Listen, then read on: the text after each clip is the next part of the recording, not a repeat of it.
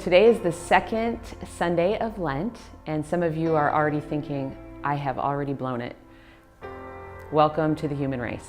And the Church, Holy Mother Church in her wisdom on the second Sunday of Lent, gives us a little jolt of encouragement. And in this scripture that we have today, today's gospel, the Transfiguration, that's exactly what it is. It's backing up and getting perspective on the whole of Lent, on our purpose and what it's all about. So one thing we can glean from the gospel is that Jesus takes his friends on a pilgrimage. It's a journey. It's something that takes time. And the Church doesn't give us one day of Lent to get ready for Easter. It gives us 40 days. This is a pilgrimage. This is a journey. Like life is a journey and a pilgrimage. So a hike is a great analogy for Lent. Kind of like a marathon is also a great analogy for Lent. One of our convents is in Manhattan, and I was out for a walk one evening, and I come upon First Avenue, which is just strewn with running clothes and water bottles. Then it dawned on me that earlier that day, the marathon had run through there. And what I was actually seeing wasn't the results of an overturned semi, but what was excess, that the runners were on their path and they had a mission, and anything that was too much had to go. And that's kind of what we do during Lent. Anything that is too much has to go. Anything that's separating us from the goal. Another thing that the Transfiguration reveals to us happens at the top of the mountain. When Jesus and his three friends get to the top of the mountain, several really astonishing things actually happen. Jesus is transfigured. He's totally transformed before them. And the apostles are getting like a pre-screening of Easter Sunday. They're getting a glimmer of what's coming. And the Church gives us this perspective so that we always have hope, so that no matter how difficult, no matter how deep the struggles, no matter how uncertain the times, that there is always hope before us. And we need that during Lent. We need to be able to look down the tunnel of the days to the brilliant radiance that comes at the end. Also on the top of this mountain is Revelation.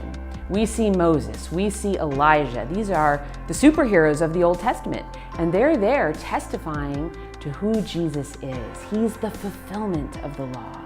He's the fulfillment of the prophets. He is the Messiah that they've been waiting for, and they reveal the identity of Jesus. But even more profoundly than that revelation is what happens next, when they're all enveloped in a cloud and they actually hear the voice of God the Father saying, "This is my Son, listen to him."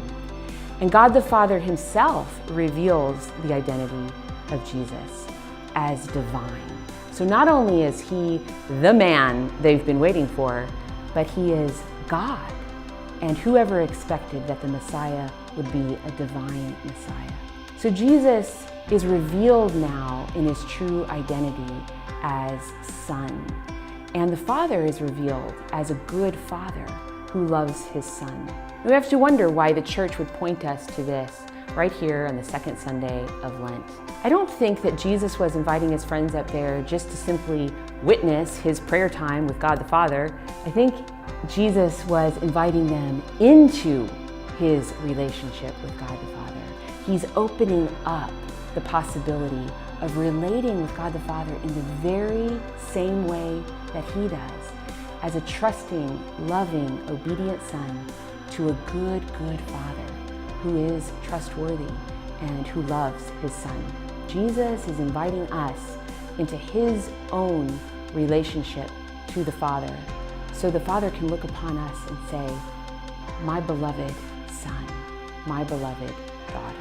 And so the Church gives us a perspective on Lent, that Lent, as hard as it can be, as difficult as it can be at times, it's meant to be bringing us deeper and deeper into a relationship of love, the relationship between a father and a beloved child, which you and I indeed are.